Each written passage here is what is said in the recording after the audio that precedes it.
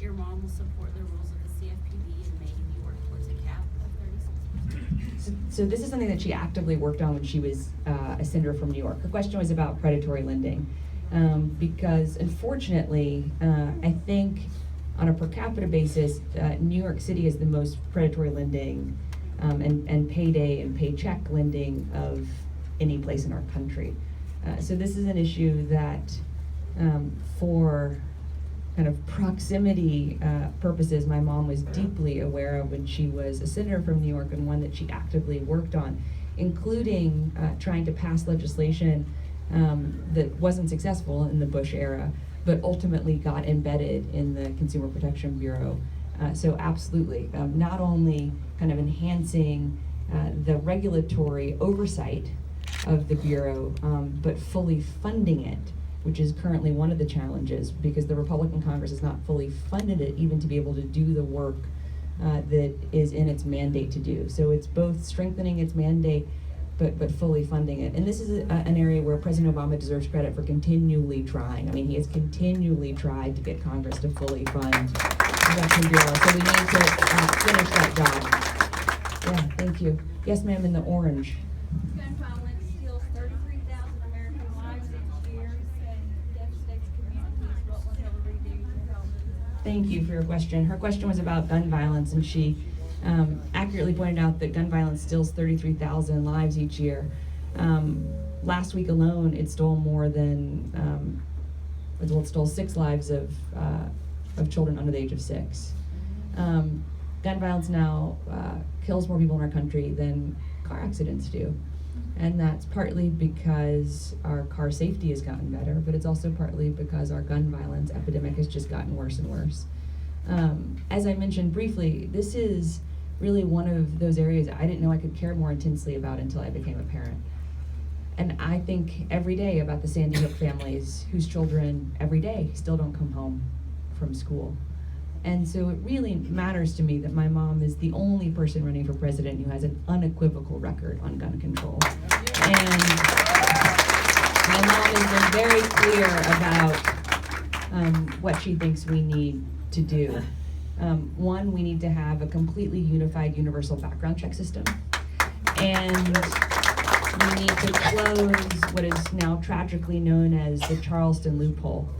And the Charleston loophole is so known because last June, when the shooter, and I'm always very careful to not say their names because I don't think we want to give them any credit for their horror and terror. When the shooter walked in to the Mother Emanuel AME Church in Charleston and was invited into a prayer group and then took the lives of 9 people in that prayer group, the only reason that he had a gun was because his background check hadn't been processed in 3 days. Because currently in the law, if your background check hasn't been processed in 3 days, you're automatically approved. If his background check had been processed, he would have been denied a gun, and he would not have been able to walk into that church and kill 9 people.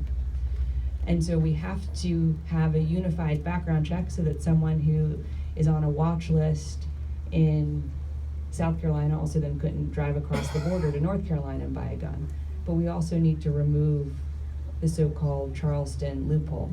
That's something that has a majority of gun owner support and a majority even of NRA member support.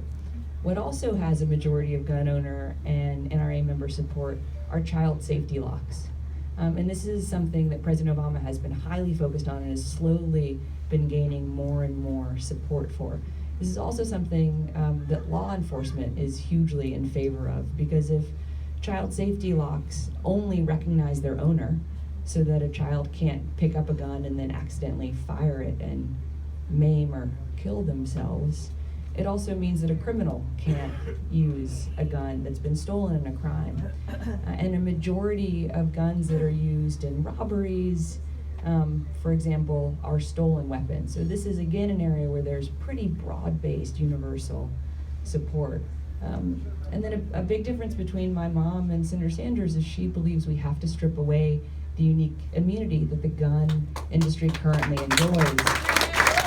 And she pointed out in the debate in Brooklyn a couple weeks ago, we have more regulations and there's more accountability around the toy gun industry in our country than the actual gun industry in our country.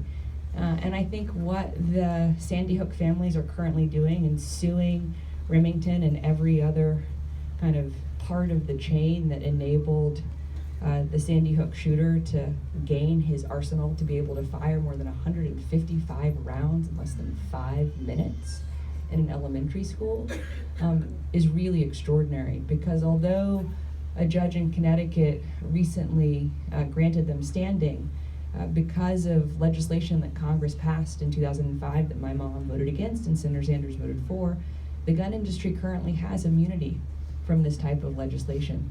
So I don't know what's going to happen, but their continued courage I find so fundamentally humbling, that they are willing to kind of put this forward and fight for this so that no other family ever has to suffer the tragedy that they've suffered. So I couldn't agree with you more that this has to be an issue, that I think this has to become a voting issue for those of us that care about gun control. And I am incredibly proud of my mom's record and could not support what she's fighting for any more strongly. So thank you for that opportunity.